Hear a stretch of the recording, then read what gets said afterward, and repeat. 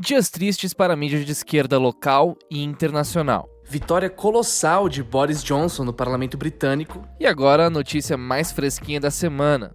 Trump deve vencer o processo de impeachment. Não se pode dizer que não era esperado. A acusação contra o presidente americano foi objeto de intensa polêmica nas redes sociais. Acusaram-no, entre outras coisas, de provocar instabilidade no Oriente Médio, com o Irã, no caso, por conta do impeachment. Os democratas teceram uma estratégia cerrada contra Trump. Eles sabiam que a vitória seria a derrota mais estrondosa dos conservadores no mundo todo. Mas, ao que parece, não foi dessa vez. Para entendermos a situação, vamos começar por explicar rapidamente como é o processo de impeachment dos Estados Unidos. Vocês vão ver que existem algumas diferenças importantes em relação ao impeachment no Brasil. 1. A história do processo. A primeira diferença entre o nosso impeachment e o de lá se diz respeito às suas causas, às disposições legais que sustentam o pedido. O artigo 2º da Constituição americana traz uma redação muito sumária e um tanto vaga quando diz que os oficiais do executivo podem ser impeachmentados em caso de conviction of, treason, bribery or other high crimes and misdemeanors. No caso, ele cita um par de crimes e depois fala outros grandes crimes e malfeitos. A doutrina jurídica americana aponta que essa última especificidade é vaga e que existiria certo risco de banalização do impeachment. Na história prática, contudo, não foi o que ocorreu. E podemos ver isso mensurado à raridade com que o impeachment aconteceu na história política americana. Já os casos brasileiros são muito mais precisos, mas a ocorrência muito maior. Isso decorre, aliás, de uma outra importante diferença que diz respeito à própria duração da Constituição e do presidencialismo americano. A nossa Constituição, extremamente recente, data dessa geração. A americana data de 1776. E o impeachment é ligeiramente mais tardio, ele data de 1787, na Convenção de Filadélfia, em que Alexander Hamilton, um dos mais brilhantes Founding Fathers, escreveu as condições de deposição. Desde então, somente 3 presidentes antes de Trump foram objeto de impeachment. 2 deles foram absolvidos pelo Senado. Andrew Johnson, criador da chamada democracia johnsoniana em 1868, e Bill Clinton. Nixon, em virtude do escândalo Watergate, renunciou antes do processo ser iniciado. Já no Brasil, desde 88, 2 presidentes já foram impeachmentados, Collor e Dilma. 2. O processo. Como é que se dá o processo de impeachment na esfera federal? Ele tem 3 fases. Primeiro, ocorre uma investigação conduzida pelo Congresso. Depois, a segunda fase é quando os deputados votam, em maioria simples, os artigos do impeachment. É a chamada fase formal. A última e terceira fase é o julgamento propriamente dito. Ele é conduzido pelo Senado e chefiado, no caso do processo contra o presidente, pelo juiz da Suprema Corte. Assim como no Brasil, lá o Senado tem autoridade de julgar os processos, já diz na Constituição. The Senate shall have the sole power to try all impeachments. A aprovação do impeachment ocorre com 67 votos de 100 no Senado. São 2/3 da casa, igual no Brasil, com a diferença que nós temos 81 senadores. Mas a proporção, na verdade, é menor, já que os Estados Unidos têm 50 estados, então 2 senadores por estado. 3. O impeachment de Trump. A primeira acusação contra Trump é a de ele ter utilizado do poder estatal para coagir um adversário na corrida eleitoral. No caso, ele usou sua posição como presidente para sabotar um concorrente.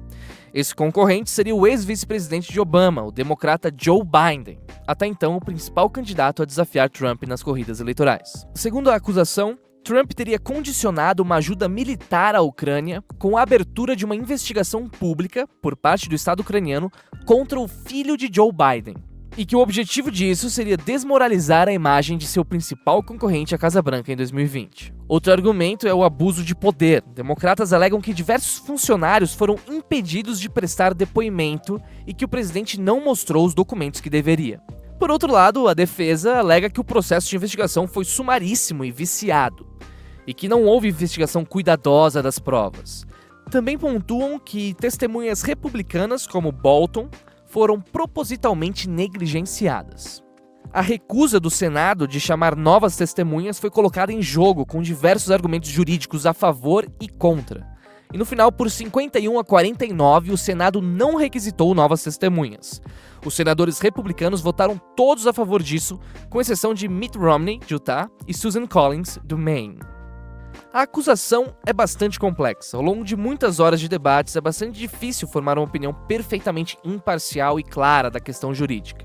Assistimos a uma parte dos debates e até agora não saberíamos dar um posicionamento taxativo, já que o debate envolve interpretação de uma tradição legal substancialmente diferente da nossa, além da apreciação cuidadosa das peças de ambas as partes. Se vocês quiserem matar curiosidade, dá pra ver também a sustentação oral do advogado de defesa Kenneth Starr, lá no Senado, que se encontra aqui nas fontes do ficheiro. Os argumentos democratas também estão ali. Politicamente, entretanto, temos um fato dado e algumas consequências previsíveis desse fato. A absolvição de Trump está praticamente garantida, já que a manobra democrata de conseguir mais testemunhas foi obstada. Com os votos no Senado, Trump se encontra em uma situação relativamente tranquila. Acompanhando as atualizações da mídia americana, vemos o seguinte cenário político.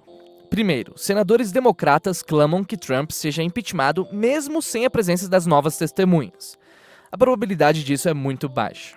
Segundo, enquanto os democratas dizem que o presidente não está acima da lei, os republicanos também replicam dizendo que o Congresso também não está acima da lei. Foi Patrick Philbin que falou isso. E por terceiro, parte da mídia nacional tem apresentado o Partido Republicano como submisso ao Trump. Foi título de uma matéria, inclusive. Mas não parece o caso. Na verdade, o posicionamento dos republicanos foi bastante crítico. Inclusive, muitos no seu discurso apontaram que, de fato, moral e politicamente, Trump agiu errado na condução do pedido de uma investigação ao presidente da Ucrânia. Mas que, apesar disso, não existem motivos fortes o bastante para impeachmentá-lo, dado também o pouco restante de mandato e que logo a presidência dos Estados Unidos seria decidida nas urnas.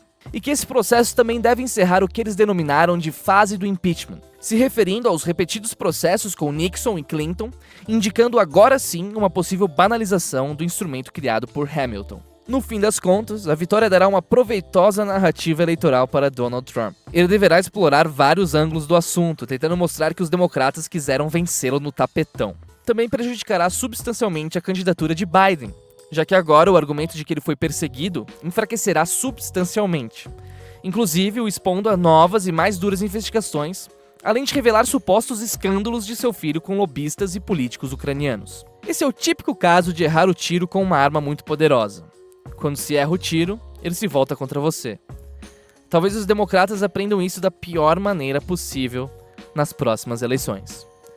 É isso aí, pessoal. Muito obrigado pela atenção e por assistir o ficheiro de hoje.